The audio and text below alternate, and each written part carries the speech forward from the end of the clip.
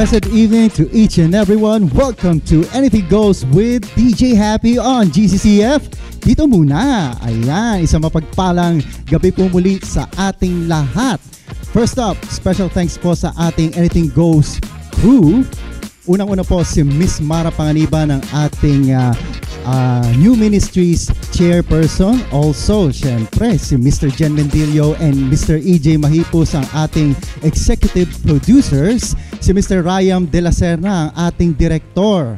Also, si Mr. Sean Abela ang ating Multimedia Chairperson. And last but not the least, ang ating Administrative Pastor po ng Central United Methodist Church. Walang iba po kundi si Reverend Rani Jacinto. Maraming salamat po sa inyong lahat sa inyong patuloy na pagsuporta dito po sa Anything Goes with DJ Happy on GCCF. Dito muna. Alright. So, moving on. Let's jump forward po na i-introduce ko po ang ating very special guest for this evening. Unang-una po, isa po siyang very, very talented po na person. Multi-talented siya actually. Especially po sa poetry. Ito po yung kilalang kilala po itong ating very special guest ito when it comes sa mga acronyms at sa poetry or poems. Also, umaawit din po siya. Kaya niya po mag-compose ng mga awitin, no? Kasi po ang poems, I think is nalalapit yan sa mga compositions din ng song. So, i-explain niya mamaya ito sa atin. So, nakaka-excite po talaga. So, again, let's jump right in. Let's introduce and please welcome our very special guest for this evening, the one, the only, Miss Eva Angeles. Woohoo! Isang mapagpalang gabi, Ate Eva. So, Ate Eva ang tawag namin sa kanya. Isang mapagpalang gabi, DJ Happy. Ano naman ang puso ko sa iyong introduction and thank you so much. Yes. Yun nga, maraming salamat din, no, Ate Eva, no, sa iyong oras, no, na pagdalo dito, na I know very excited ka. I know talagang marami kang i-share sa amin, no, ikikwento, no, sa ating episode na ito at hopefully po talaga, hindi pala hopefully, talagang surely to mai-inspire po tayong lahat, sa lahat po ng mga viewers ngayong gabi. So Ate Eva, can you tell us more about yourself? Sige po.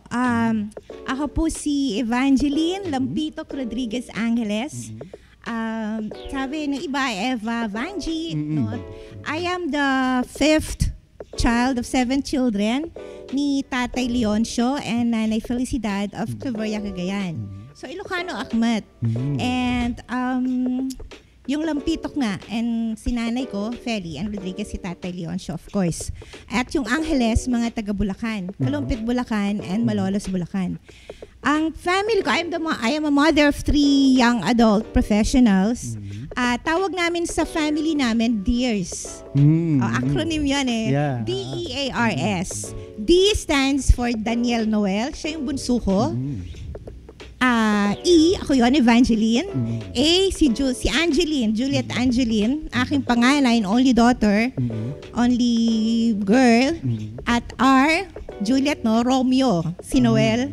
And S, Samuel Leonides, ang aking middle child. So, dears. Ayan na nga, di ba? Yung sabi ko kanina, no, napakahusay niyang gumawa ng acronyms. Oh, ito, Ate Eva, spot on to. Spot on to. So, ngayon, nandito ka ngayon sa Anything Goes na program na ito at ito ang iyong episode. So ano naman ang masasabi mo? One word only sa Anything Goes na program. Wow, ang dami eh. Actually, may surprise ako mamaya. Pero since tinanong mo na yan, anything goes with the Lord. Wow. Yun lang. Anything goes with the Lord. Mhm. With the Amen na Lord. amen yun. Amen. Alright, second question, Ate Eva. Papasok na tayo doon sa acronym ng iyong specialty or expertise. So, sabi mo, with the Lord, di ba? Can you give us an acronym using that? Lord? Or si Lord na lang, Lord. Okay. Sige. Talagang parang nasa test ako. L, of course, si Lord Jesus, with the Lord. With love. So, love ang L. Yeah. O, with overflowing blessings. Yun Wow, aking yeah. napaka-favorite phrase eh. Beautiful. Lord, R, with radiance. So, syempre, you're shining. You're shining. And D, devotion. Wow. Devotion Ang to ganda God. naman nung pinaka-last, yung devotion. devotion, which is dapat essential to sa lahat sa atin, especially mga Christians. Of Diba? course. Yung devotion, no? Everyday dapat yon. Yung iba, eto, no, masingit ko lang. Karamihan kasi, di ba, meron sila mga time sa pagde-devotion. Di ba? Yung iba, morning. Talagang regularly, di ba, yung ginagawa nila yon. Yung iba naman, sa gabi, di ba, before sleeping. Pero, I think it's best, no, yung kahit sa araw-araw at kahit, let's say, kahit anong oras, di ba? Kung ano yung Yes. talagang time na pwede ka di ba? Basta wag natin kakalimutan na magkaroon tayo ng devotion, no? Sa araw-araw. Do you agree with that, Ate Eva? Yes, of course. Bawat minuto. And alam naman natin, we should start our day with the Lord. Diba? So, And yung we will sleep. Yeah. Di ba, you have kids, hindi na pala mga kids yun, sons and daughters, di ba? So, di ba, is it, paano mo ngayong let's say, paano mo ma-empower lalo or mas-strengthen? The best thing is to fortify them na para tuloy-tuloy yung, of course, alam ko, nagde-devotion kayo lagi, di ba? Pero syempre, di ba, pag medyo bata ka pa, talaga nandiyan pa yung marami distractions yan eh. So, dumadating ba sa time na sila medyo parang, yung word lang pinakamalapit para madali natin maintindihan, yung parang minsan tinatamad ba sila na minsan gampanan yung oras ng pagde-devotion? Actually, hindi ko masasagot yan eh. Sila yung makakasagot. Pero as far as I know, dahil nakikita-kita naman kami sa bahay, to be honest, as a mother of the 3 young adults na ngayon, masasabi ko, mas may natututunan ako sa kanila. Wow. Alam mo yon, yung baga may sharing kami, lalo na pag nakikita nila na medyo depressed ako or medyo stressed, andun sila, yung mga comforting words. And yun, may Bible verses din. Nandun sila para, for short, I believe na continue sila sa kanilang personal devotion. At yun nga, sabi ko sa'yo, ako na yung natututo from them. Sila yung nagsistrengthen. Parang care group, ganon. Care group sa bahay. So, can you give us an example, no? At least isa or dalawa, kung ano yung mga natututunan mo sa kanila? Yeah. Yun nga, wag ma-stress. Happy. Yan, parating magpap-happy. Yung cheerful, no? Happy, Nachi-cheer up ka. At saka may mga different ways sila eh. May mga, kumbaga, language of love sila na doon sila to mag-hug, mag-I love you, tapos magpe-pray, and yun nga, God is in control. Tapos actually, ang parati namin kasing every time na we will separate, WOGC. Ano na naman yung acronym? What is WOGC from Psalm 91? Wings of God cover you. Yo, parang every time we separate, lalo na ako, nasa bintana ako, WOGC, ganun. WOGC Jules, Sam, Dan, ganun. Yan, okay. Wings of God cover you. Ang husay po talaga, no, sa acronyms ng ating special guest, no, na si Ate Eva. So, moving on, Ate Eva. Of course, matagal ka na talagang yung nagmi-ministry sa church, matagal ka na talagang attendee ng church, matagal ka ng member talaga ng church, especially sa Central United Methodist Church. So, for so many years, no, actually, no, ano yung paano nagsimula yung spiritual journey mo na, yun nga, na nakilala mo ang Panginoon? Wow. actually October. Hindi ko pala nasabi kanina, no? I am proud and blessed to tell na I joined the Senior Citizen Club last October. Wow, congratulations. Ang October for my personally, October sa akin is very meaningful. Nandun nangyari, my birth month, tapos my spiritual birthday also. That was 1978. So, Wow. I was 15 years old then. So, 45th birthday ko last October. Spiritual birthday. Nangyari to, nakakatuwa nga kasi nasa outreach ministries ako. And di ba one of the area na outreach ministries is campus ministry. Yeah. So, I am a product, I could say that I'm a product of campus ministry. Paano? I was in 3rd year high school, so I was 15 years old, studying in Union High School of Manila sa PCU. October 4, 1978, it's a Wednesday. Christian Emphasis Week kasi ng PCU pag October. To be honest, nung kabataan ako, believe it or not, mahiyain ako. Talagang introvert. Talagang humihiwalay ako. Pag naguguluhan ako sa mga, kala mo matanda ako, no? Mga youth. So one time, tsungay, that was Wednesday, umakyat ako sa 2nd floor. Lahat ng estudyante nasa baba. So nandun ako, yun, wala, mag-isa. Tapos biglang may pumasok. Her name is Dorcas Magno Andaya. So shout out. Nasa asawa na siya na pastor ngayon at nasa California, USA. Counselor siya ng Christian Emphasis Week. And she was the one who introduced to me Jesus Christ as my Lord and personal Savior. So doon, on my 15th year, October 4, 1978, doon ako tumanggap. Ang gamit niya noon, 4 spiritual laws. So dati, nagsisimba lang ako, walang participation. But after that, nag-MYF na ako, nag-Sunday school teacher. And my first ministry dito sa Central Church was campus ministry. So di ba napakakatuwa? I'm a product of campus ministry, tapos yun ang first kong chinare na ministry dito sa Central Church. Wow. Nakaka-inspire naman talaga, no? So, kung makikita natin, yung passion. So, you have the passion talaga, no, Ate Eva, no mga time na yon. Then of course, yung calling ni Lord. So dumating ba sa point ng buhay mo na you want to pursue a career na maging isang pastor or deaconess? Na nagkaroon ba ng part sa buhay mo yun na naisip mo pa yun? Honestly, hindi. Yung specifically as a pastor and deaconess, pero yung sinasabi mong may spiritual journey, masasabi ko yung one of the milestones, kumbaga, highlights, kumbaga sa spiritual journey ko was nung nag-retire ako, early retirement from Magnolia Nestle. Nestle Corporation. It's a multinational corporation, di ba? That was January 13, 2006. So ilang taon ako doon? 43 years old, tama ba? So, ang tapang ko, di ba, na nag-retire. Bakit ako nag-early retirement? Kasi una-una family. Pangalawa, parang may pinapagawa sa akin si Lord na hindi na ako talaga masaya sa parang napipilitan lang pumasok. And to honestly, may very big challenge sa family namin noon. So, tinatanong ko si Lord, parang ayoko na pong pumasok. Please make a way. Or parang leading. Bigla na lang nag-offer sila ng early retirement plan. At talaga sabi ko, Lord, ito na yung sagot. Parang ganon. So, kinonfirm ni Lord. Sabi ng mga office mates ko doon, baliw-baliw ako kasi 2006. 6 years old pa lang si Dano. 8 years old si Sam. 9 years old si Juliet. And knowing mag-Nestle, ang daming benefits, di ba? Parang ganon. So, baliw nga yung term sa akin ng mga office mates ko doon. Pero I followed.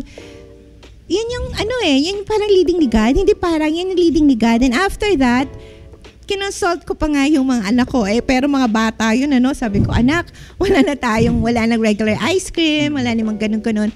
Mas gusto nyo bang nandito si nanay sa bahay or mag-office? Syempre bata. Pero hindi ice cream, di ba? Pag sabihin mo sa mga batang wala ng ice cream, pumayag sila.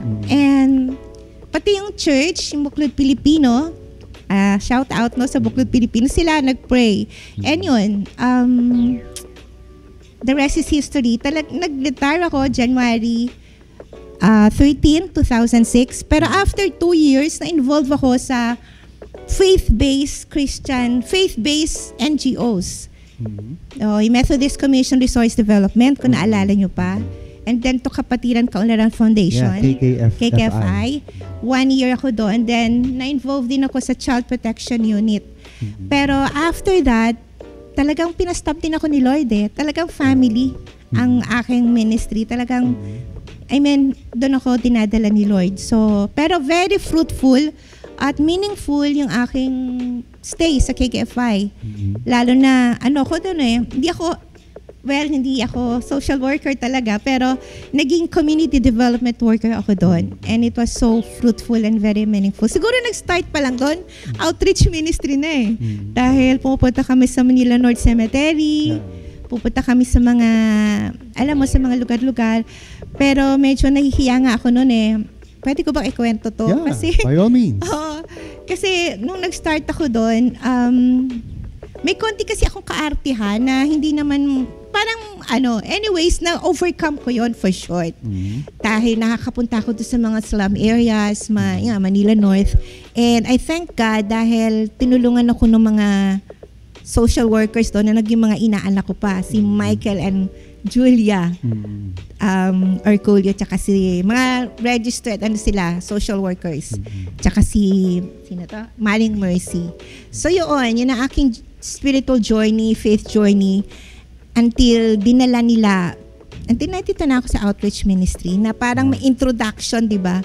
Parang may parang preparation, yes. Ayan, sa dami mga yung calling sa iyo ng Panginoon, yung mga dapat niyang ipagawa sa iyo. Of course, tinutugunan mo, Ate Eva. So napunta ka ngayon sa outreach ministry. So can you tell us more about yung ano ba yung mga ins and outs dito, yung mga pros and cons sa pag nandito ka sa outreach ministry, and of course, ikaw yung chairperson dito. Pwede ko ba ikwento kung paano muna? Kasi November, March 2022, papunta kami ni Pastor Mel Sarangaya, now DS Mel, sa wake ng mother ni Ate Annie Licarte sa Columpit, Bulacan. Along the way, kasi ako yung katabi niya, parang bigla na lang niya sinabi, Ate Eva, pwedeng ikaw mag-chair ng outreach? Di parang nagulat ako na palingon, Pastor? Tapos naman, nakwento ko naman tuloy yung pagiging CD worker ko sa KKFI. Lalo nang excite si Pastor Mel. Pero ang sagot ko sa kanya then was, hindi yes or no Sabi ko, Pastor, pwede po bang pag-pray natin? Pero wag po kayong mag-alala pag may makita po kayong anyone na okay lang po na hindi ako. Siya na po yun kung may maisip kayong iba.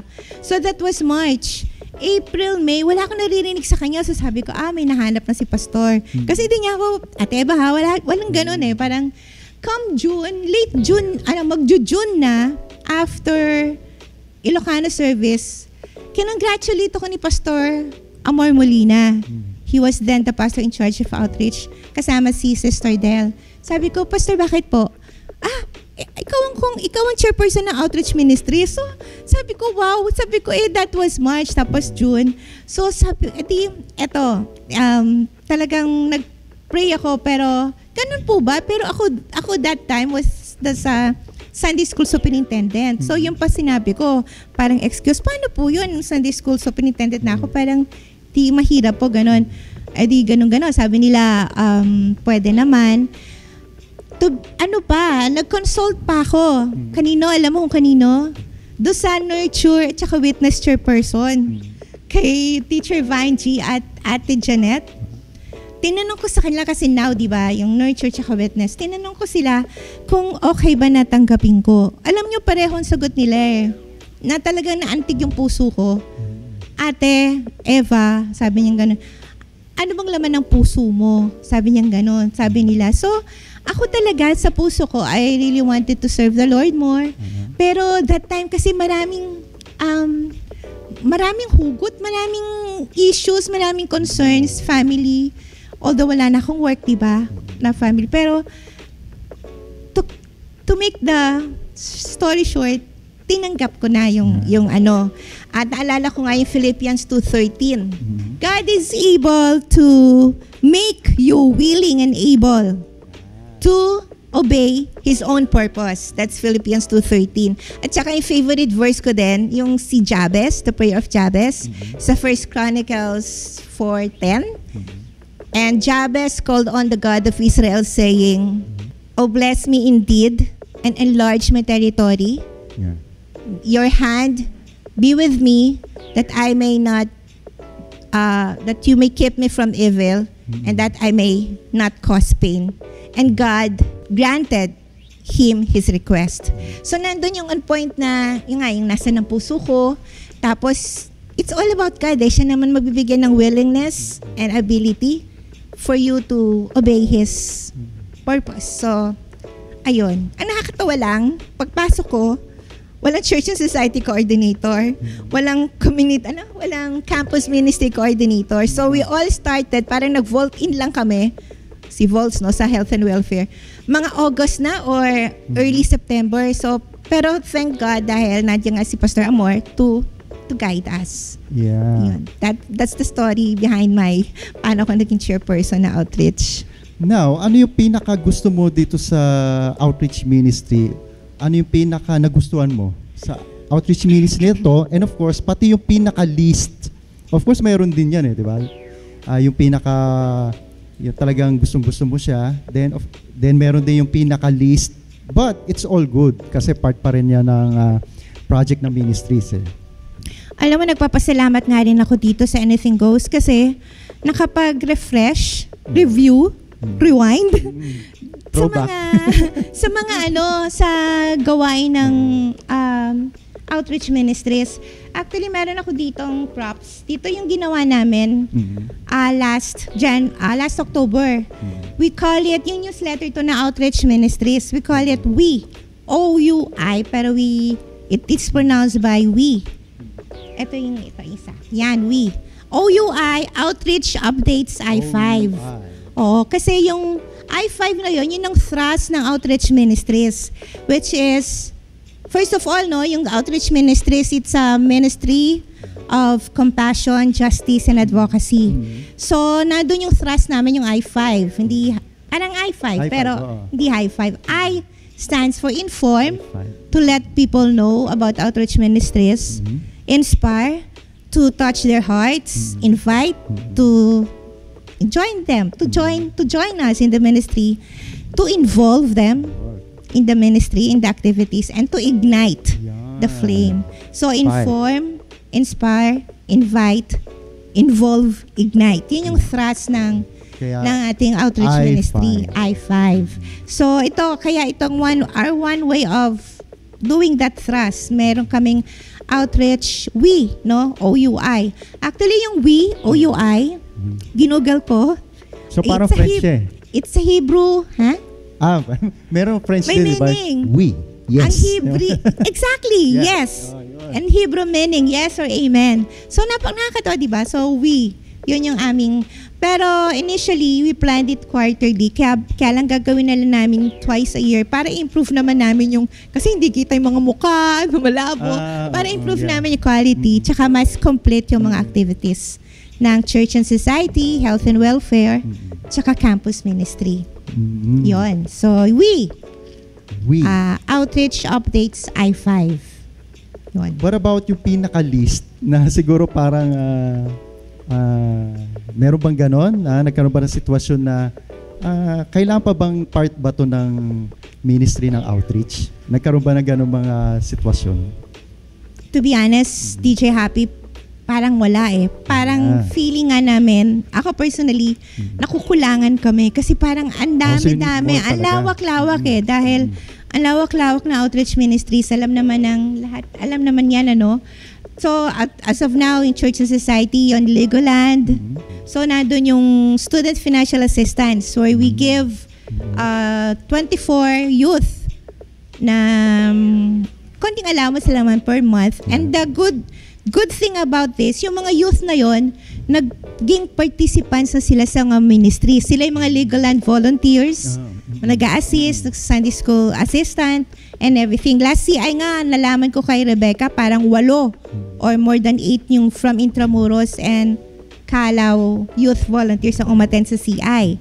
And then we have the Ayuda Food Distribution, quarterly yun, to 35 families. Yes. Actually, ang ating outreach points, ayun na naman, RIKK. Yeah.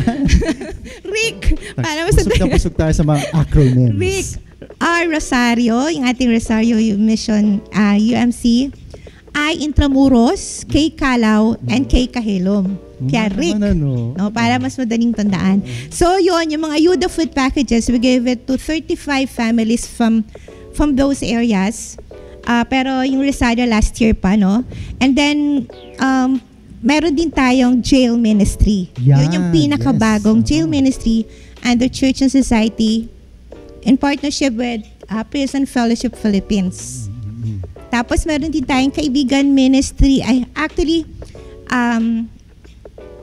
partner din natin yung CCT, Center for Community Transformation.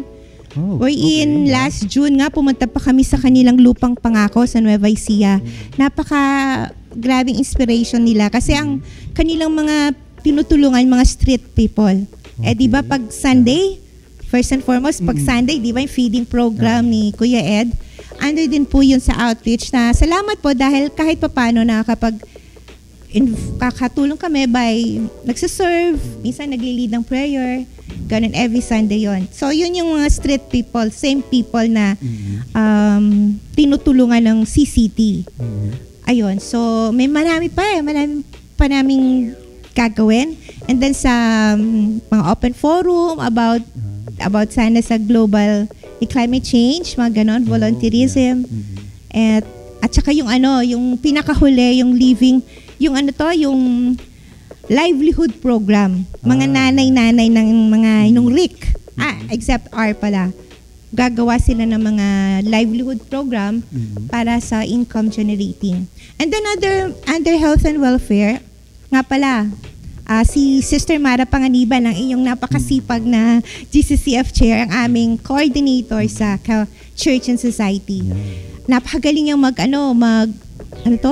mag-sponsor, talwag. Alam mo ba hanggang Ate Mara, Miss Mara Panganiban. Advance shout out kay Sister Mara. Last year, hanggang March, puno na niya yung list of legal and sponsors. So, napakasipag at napakahusay na coordinator. Sa health and welfare, si Brother Volts naman, nandun yung mga medical mission, tsaka yung mga free medicines. Tapos may mga pending bloodletting this February, at tsaka mga open forums about health. Yun. So, then lastly, yung ating nabuhay na ministry, yung campus ministry, under Jazzy Madu, ay nagkaroon sila last August ng, parang training ng mga youth, how to share the gospel in the campus. So, tapos, isa sa mga visions or plans sila is buhayin uli yung Upper Box. Kasi si Jazzy is a product of Upper Box. Para mga lagong, hindi laki kasi malalaki na sila nun Mga lagong Upper Box, mag-fold in sila, mag-unite sila para ma-revive yung Upper Box Fellowship. At may mga plans pa sila yung para pasukin, yung tatlong campuses yung parang tina-target ng campus ministry, IAC, Emilio Aguinaldo College, UDM, Universidad de Manila, yung malalapit dito, at saka PNU, Philippine Normal University. Ang maganda dito sa outreach ministries, hindi naman, it's a holistic ministry kasi talaga, di ba?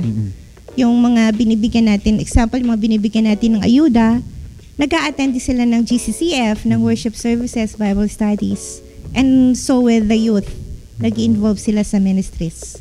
Ang dami ko na sinabi. Pero nakukulangan pa. Actually, nung nagre-review nga ako, Lord, ang dami naming backlog, kumbaga, so to speak. Ang dami pa namin dapat gawin. We need volunteers actually po. So, kung kayo po ay may puso, you're very welcome po para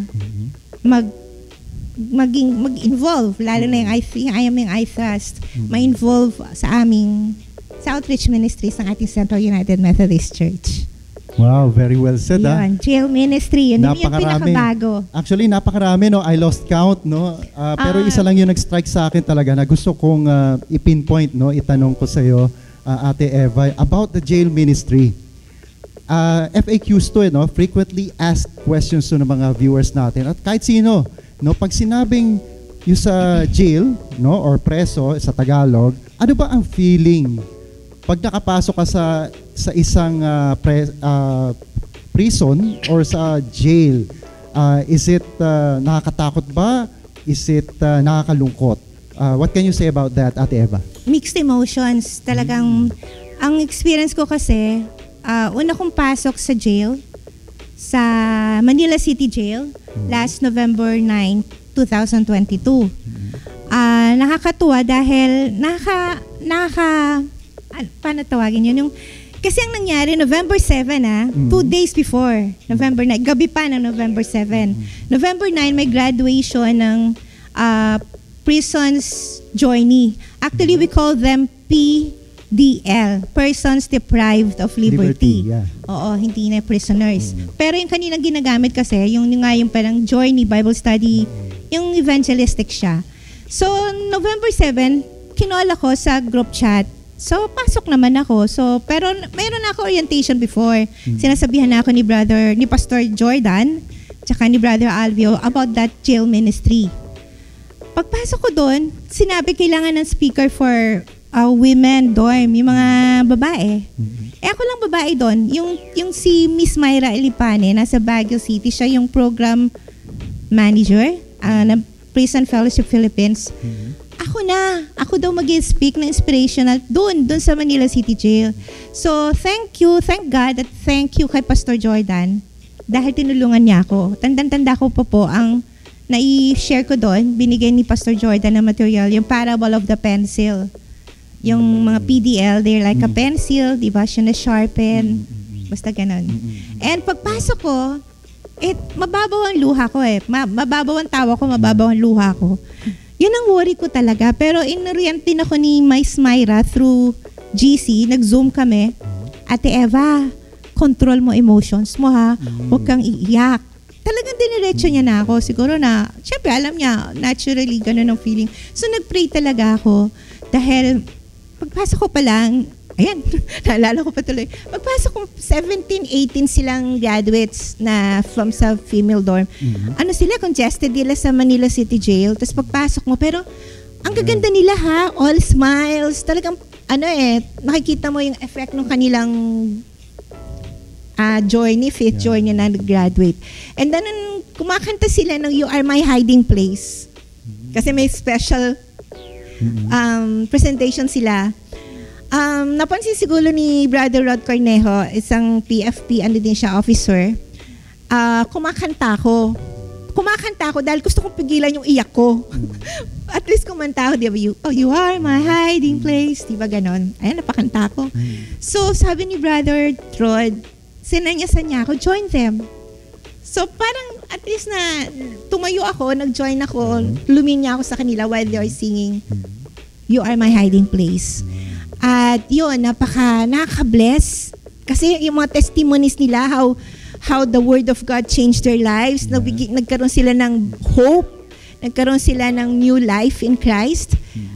Umiiyak sila habang nagta-testimony. Pero yun nga, yung tip, pinag-prepare ko, hindi pa rin ako umiyak ha. That time, nag-picture taking, may mga ganun, may ceremony, giving of the certificates ng mga nag-graduate na PDL. Eto na, nung paglabas ko, so thank you Lord dahil, ayun nga, na-share ko yung Parable of the Pencil, basta ang pinaka-message is hope. Paglabas ko, doon ako bumigay. Ang hagulgol ko doon sa sasakyan, talaga umiyak ako. Tears of joy, tears of halo-halo, talagang naiyak ako. And thank you Lord dahil, yun nga, dinala ako doon. And until now, kasama kayo, di ba, sa jail ministry. Nakakatuwa dahil last August 5, last year, nagkaroon tayo dito ng assembly dito sa Garcia Hall, led by Myra Alipane. At marami nag-reply, marami nag-respond na naging kasama sa jail ministry. Wow, amen Continuous. makikita mo yung yung na-inspire talaga, no, yung mga PDLs, no, persons deprived of liberty. So yun ay tawag nga sa kanila ngayon. Ngayon, Ate Eva, did you get the chance na makita yung mga mata nila, no? Yung mga doon, yung mga inmates doon. Kasi 'di ba meron kasabihan na nakikita natin yung talagang nilalaman ng puso at isipan ng isang tao sa pamamagitan ng mata. Parang ito yung window, 'di ba? Window ng ating soul. Yung may saying lang na gano'n, 'di ba? So, nakita mo ba sa mga mata nila na talagang they are really hungry for the Word of God, na nandun din ba yung struggle nila na at the same time nagsasakripisyo sila, di ba? Ang hirap nun, di ba? Pero you have to yung magbalik loob ka sa Panginoon, di ba? So nakita mo sa kanila yon na meron bang authenticity na sila ba ay parang nagbabago ba sa tingin mo? Oo, kitang-kita sa mga mata nila. Nandun yung joy, nandun yung parang sorrow na rin, pero more of joy. Parang makikita mo yung, hindi parang talagang mabe-bless ka. Parang sincere, no? Oo, sincere at saka very, may hope na, may bagong buhay. Ang gaganda nga nila yung talaga makikita mo yung glow. Yun, that's the word, glow. May glow nabanggit sa mo kanila kanina, mga mukha. radiance ni Lord. Oo, parang diba? radiance. Oo, may radiance. May glow sa kanila. And talagang they treasure yung pinag-aralan na. Kasi may mga 5 atang nag-testimony tungkol doon sa kanilang pinag-aralan. At saka yung pagkanta nila ng You Are My Hiding Place, talagang makikita mo yung sincerity and glow sa kanilang mga mata. So meron ba nagparamdam doon na parang gusto niya maging isang minister, or let's say parang gusto niya magpastor or maglingkod sa Panginoon? Meron ba nagkaroon ng chance na nakita kayong ganon? Wala namang chance kasi na may mga potential personal. Kasi among them, meron na yung nagfa-facilitate among them. So yun yung mga yun, I suppose. Yun yung mga may potential or may calling to be a pastor. Pero wala pa naman nakikwento si Sister Myra na magpapastor. Pero hindi ko nga rin sila nakuusap kasi one by one. Or may ilan, parang ganon. Pero wala naman pa. Pero they are all with Pero hope. the possibilities are high, di ba? Talagang posible yan kasi usually ganun lang yan eh. Parang hindi pa sila ready lang i-voice out na gusto nila. May mga ganun talaga eh. Normal naman talaga yon, di ba? Pero yun nga, siguro kailangan talaga i-nurture sila, no?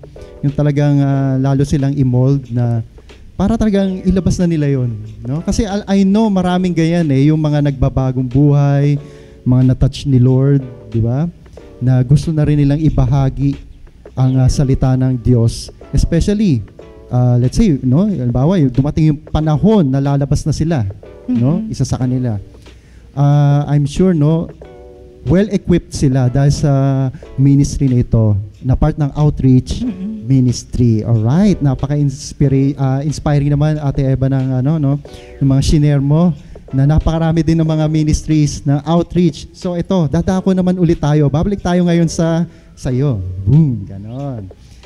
So, kanina, nabanggit ko kanina yung spiritual journey mo. This time, being a Christian for so long, for so many years, na patuloy talagang, tinatawag na consistent talaga. Of course, no?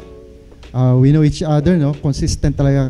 Ikaw talaga na Christian, na naglilingkod sa Panginoon. Despite of all of these, ano yung dumating ba sa buhay mo, may dumating ba sa buhay mo na talagang pinaka down na down ka or pinaka rock bottom na episode ng buhay mo, at ano yun? Hugot. Hugot talaga. To be honest, diba, nasabi ko may lakad ako today.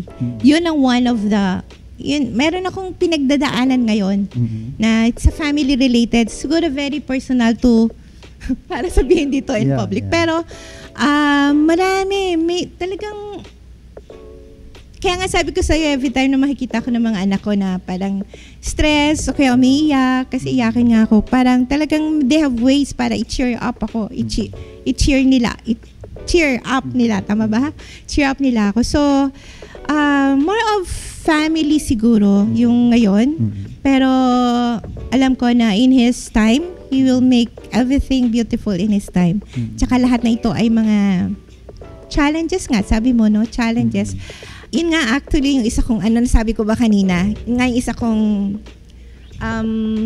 parang ayokong tanggapin as outreach chair kasi parang deserving, parang ako iba ako, pero pwede ba ako dito? Pero yun nga, yung kaninang sinasabi kong verses, tsaka yung sinabi na dalawang teachers ng Nurture and Witness, ano man laman ng puso mo, Eva. So yun yung nakapag-antig sa akin, kung ano laman ng puso mo. And we know naman na biblically, God sees our hearts. So yun nga, no, being a Christian, hindi siya bed of process na tinatawag, no? Lalo na pag naging Christian ka, as Christians, di ba? Lalo kang makakaranas ng matinding mga pagsubok, di ba? Totoo yan. That's true. Matinding pagsubok na minsan magtatanong ka, Lord, bakit ganun? Where did I go wrong? Yung mga ganun, diba? Normal yan. Normal talaga yan sa atin lahat because we are all humans. Pero alam nga natin, diba? Nandiyan ang Panginoon. Kaya, why worry? Yun ang lagi natin dapat isipin. Why worry? The Lord is always here beside us, with us. So, Ate Eva, yun nga, diba? Yung struggles mo na yan. How do you handle them? Diba? Kahit malalim kang Kristiyano, how do you struggle, how do you handle them?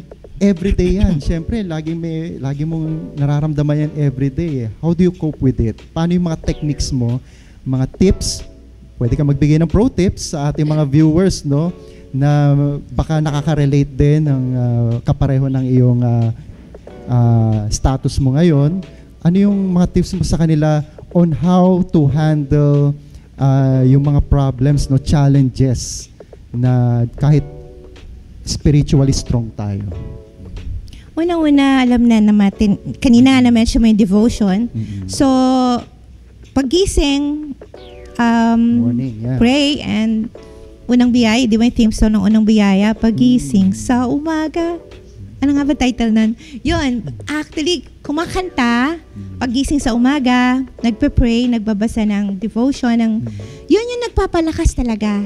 Talagang wala na, nothing more, nothing less, nothing else. Yung word of God, yung mga promises ni God, and yun nga, yung prayer with Him, prayer to Him. Actually, yung sinasabi mong consistency ko, ang dami kong inconsistencies. I must say na ang Lord lang nagpapakonsistent sa akin. Pero madaming flaws. May mga times na talagang down ka. Pero ang God, sabi nga sa yung isa sa mga nagiging favorite verses ko ngayon, yung 2 Corinthians 9:8, and God is able to bless you abundantly, so that in all things at all times, having all that you need, you will abound in good work. So nandun yung promise ni God na pwede tayo i-bless abundantly despite of all the problems, mga shortcomings, mga lack sa buhay. And of course, nandun yung support group. Yung 3 anak, yung family, yung dears. And of course, yung Bible. Bible yung church. Yung ating spiritual family. Yeah. Wow. Nakaka-touch naman, nakaka-inspire. So we all know, no, lahat naman tayo as Christians, may mga pinagdadaanan din tayo. Ako, hindi naman din ako exempted sa ganyan. Diba? Wala naman taong walang problema dahil kung halimbawa, ikaw yung person na walang problema, I think hindi naman normal yata yun, di ba? Meron lang certain degree yan. Meron medyo mabigat, medyo manageable, or medyo madali lang agapan or lutasin. Pero yun nga, kahit ano yung degree ng ating mga pinagdadaanan, always be reminded na nandyan lang si Lord, di ba? Nandyan lang ang Panginoon eh. Napakasimple. You don't need expensive gadgets. Hindi mo kailangan ng mga worth 80,000 ng mga cellphone. Hindi mo kailangan ng mga super lakas na mga signal, di ba? Na para makapag-reach out ka sa Panginoon. You don't need all of those. Actually, you only need your heart and your mind, di ba? Nakausapin mo ang Panginoon. Kahit hindi ka nga magsalita kahit sa isip mo lang, naririnig ka ng Panginoon 24/7, every second, every minute, every hour, di ba? Kaya, yun nga hindi problema yon. Nasa atin po yun, no? Especially if you are a Christian. Kung meron tayong pinagdadaanan, number one talaga, kausapin mo Panginoon. You pray, di ba? Prayer is the greatest weapon, no? Yes. I can assure Amen. you. Sa akin, living testimony ko yan. Napakaraming time or pagkakataon na ang prayer talaga is so powerful, no? Na minsan hindi maabot talaga ng mind mo na, wow, ganun, di ba? Nandyan talaga ang Panginoon. Hindi siya hindi totoo yung natutulog ba ang Diyos? Hindi natutulog ang Panginoon. That is absolutely not true. Kaya maraming salamat, no, Ate Eva, sa iyong pag-share. Alright, tayo ngayon ay dadako ngayon sa panibagong isa pang question po, no, na lighter naman to kasi nakarinig tayo na makabagbag damdaming sharing ng ating special guest na si Ate Eva. This time around, pagagaanin naman po natin ang ating ambience, no? Pero masarap po, no? Nag-sharing tayo dito po sa Anything Goes on GCCF. This time around, nabanggit ko kanina, no, introduction ko. Multi-talented, especially sa poetry and sa music, composition din ng music. So, ito yung tanong ko. Ate Eva, pareho lang ba ang paggawa ng poems at sa pag-compose ng song, or malaki ba ang difference nila? Yung composition ko ng songs, poem, wala namang music eh. Yung words lang talaga, yung lyrics. So, para sa akin, pareho lang. Kasi Pareho yung lang, ginagawa kong poem, ay yung ginagawa kong isang song, tinatranslate ko lang sa Tagalog.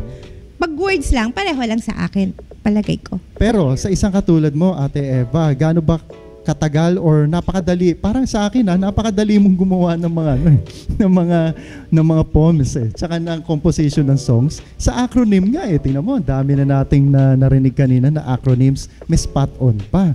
So, madali ba sa'yo yun or very challenging din? Pareho. May times na parang madali, may times na challenging. Dahil sinabi mo na rin yan, may surprise nga akong poem. Wow. Using the letters of Anything Goes. So, I use the letters ng Anything Goes. Ayan. Let's hear it. Salamat kasi dahil nga yun, nakapag-review, refresh, rewind ako. And now, we will be continue playing and looking forward sa Outreach Ministries. So, Anything Goes. A. Anything Goes, alay namin una sa lahat, sa Diyos, sa inyo, Diyos Ama, na tunay na matapat. And, nagpapakilala ng mga lingkod ng Diyos, mga kwento nila sa puso ay tumatagos. Why? Yes and amen ang ating shout out dahil sa ating Diyos Ama, tayo ay nag-unite. T. Timely, true to life testimonies, blessed living testimonies. H. Ito. Host DJ Happy is super friendly. Kaya, ang mga guests ay comfortable at feeling free. I, inspiring, informative, and inviting updates ng mga church activities for all the friends and church mates. And nice words, good vibes. Thank God for you. Anything Goes tribe. Naging tribe, no? Kasi para tunog sa vibes. G, ito, God's masterpiece. Wow, my favorite verse. That's who we are. Reminding always to make a difference everywhere. G, GCCF for God's Children Christian Fellowship. Praise God, for you are truly Holy Spirit filled. O, overflowing blessing or pagpapala pa more. Keep the faith, whatever is in store. E, enjoyable, enlightening thoughts and Bible verses. Almost 1 hour of music, of God's music and praises. And lastly, S, Sabado ng gabi ay lalong magiging mapagpala. Kaya stay tuned every 7 p.m. dito sa Anything Goes. Dito muna. Yun, no? Ang galing naman. Palit tayo, Ate Eva, ng pwesto. Dito ka na. Ikaw naman mag-host na. Ang galing, no? Thank you, Honestly, Lord. Wow, ang galing. Na-cover niya lahat actually, no? Na-cover. Halos na-cover mo. And I think, siguro, dahil Anything Goes lang yun, eh. Yun, Hanggang dun lang, Anything eh. Goes. Baka kung meron pang Anything Goes plus extra. Wala yung with DJ Happy, eh. di ba? Nandun na. 1, 2, 3. Siguro mas madadagdagan pa yun. Marami pa. Ang dami. Ang galing naman. Or kukunin ko yung copy. Ang ganda. Ang ganda. Maraming salamat. Thank you so much, Ate Eva. Ang ganda naman nung acronyms. Talagang master talaga ng acronyms ng ating special guest, si Miss Eva, Ate Eva Angeles. Thank you so much sa iyong pagbahagi ng iyong talento. Talagang sulit na sulit. Sulit na sulit talaga, Itong episode na to is full of acronyms. Hindi tayo binigo ng ating special guest. Talagang acronyms. Kailangan merong palakpak dito. Woo! May ganon, di ba? Alright. Maraming salamat again, Ate Eva. So may mga gusto ka bang i-promote, batiin, or i-shout out? The floor is yours. Yan, sinulat ko kasi ang dami sa campus ministry. Baka may mamiss ako. And sana nga wala akong mamiss kasi guide ko naman yung na newsletter. Ang aming memory verse sa Outreach Ministries, yung Matthew 25:40, whatever you do, whatever you did, nandito sa ating newsletter, whatever you did, the King will reply, truly I tell you, whatever you did for one of the least of these brothers and sisters of mine, you did for me. At saka siguro gusto ko rin iwan yung aking very favorite memory verse, Romans 12:12. Rejoice in your hope, be patient in tribulation, be constant or faithful in prayer. So shout out ako una-una sa ministerial team at sa outreach ministry team headed by our pastor in charge, Pastor Jen Galanza, and Deaconess Medi na siya yung nagtuturo sa mga Legoland kids. Ang ating mga coordinator, si Sister Mara Panganiban, Jazzy Madu, Volts Victoria. At ang ating mga temple keepers sa parating support, si Zari, si Ryan, at si Cardnante, ang ating mga kitchen aid. Talaga isa-isahin ko sila, si Olivia, si Ana, si Marivic, si Michelle, at saka si Angie. Mga bayani natin yan. Mga bayani natin. Sa kitchen, kasi pag wala sila, gutom tayo. At saka sila yung nagbubuhat ng mga gamit sa storage room. Ever ready sila nagtatawag ng mga bata. Youth volunteers, hindi ko na sila isasahin kasi baka may mamiss ako. Pero mga 10 plus na kasi sila from Intramuros and Calao. Mga youth volunteers sila. And then the Legoland sponsors, marami po sila so hindi ko pwedeng isa-isahin. Ang aming, pero specifically gusto ko mag-shout out and we want to greet yung EAC nursing team, Emilio Aguinaldo College nursing team headed by Sister Cheryl Ramirez. Ito yung mga consistent mga sponsors ng Legoland. Yung World Health Organization na 6 silang babae, may kasama at ang isang lalaki. Kawang Ganaps, they call them Kawang Ganaps. At pati MaxiCare, nag-sponsor. And the UST nursing team is headed by our own registered nurse, si Sister Melody ng Tagalog. And then we, of course, shout out nga sa PFP, Philippine Prison Fellowship. Sinabi ko yung pangalan kanina, Sister Myra and Brother Rod Cornejo. Ang Medicard Foundation, now the Dr. Nicanor Montoya Foundation. And the CCT, Kaibigan Ministry, the executive director, very accommodating siya. Pumunta kami sa Lupang Pangako last June sa Nueva Ecija, si Miss Arlea Agustin at si Pastor Wendell na nag-hold ng Bible study every Thursday here. Include Filipino, shout out din sa mga spiritual families here. At syempre sa Deers, alam mo na yung Deers, di ba? Yung family.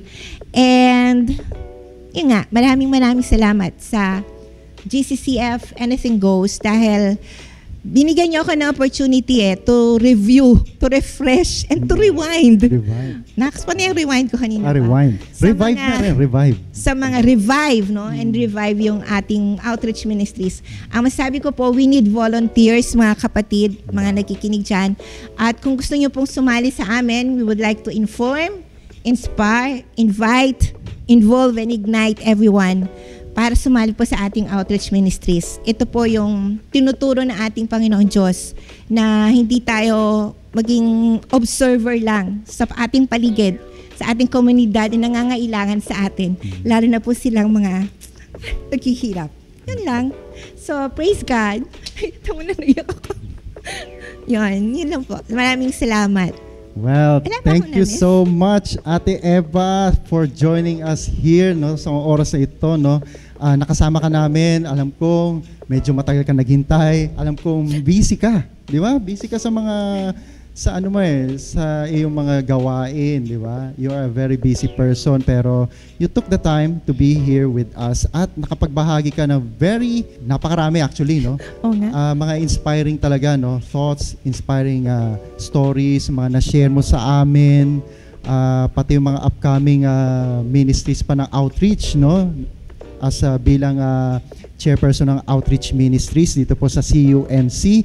Again, maraming salamat, Ate Eva, for being here with us. God bless you. So, again, this wraps up our another episode of Anything Goes with DJ Happy on GCCF. But before anything else, let me thank our partners. Unang-una po, Wingspired, Unlimited, Luminosa, and RCA Build Pro. Maraming salamat sa ating mga partners. God bless you all. So again, this is DJ Happy saying, pagpapala pa more and keep the faith, everyone. God bless us all.